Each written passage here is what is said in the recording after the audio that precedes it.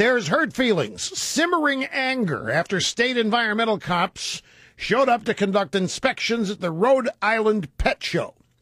Vicki Fisher, president of the International Cat Association.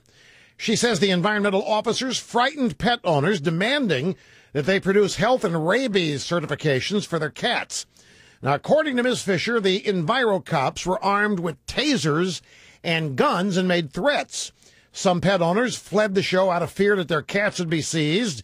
Many were so upset they vowed not to come back to Rhode Island, which is the location of next year's pet show.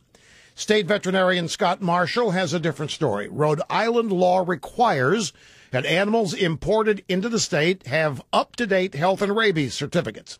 Now, Marshall said the event's organizers were told in advance that the police would be at the show to check.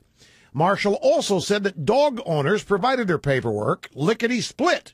It was the cat owners who protested. Very few were compliant. Very few were cooperative, he said. They immediately threatened to lawyer up. Mr. Marshall also said that the police could have seized the cats that had no paperwork, but they showed great restraint. Now, this is a conundrum. What will pet show management do next year? If they go back to Rhode Island, the environmental police might not show such great restraint. Cat owners could be hosed. So there is one solution. Arizona, where law enforcement isn't allowed to ask to see your papers.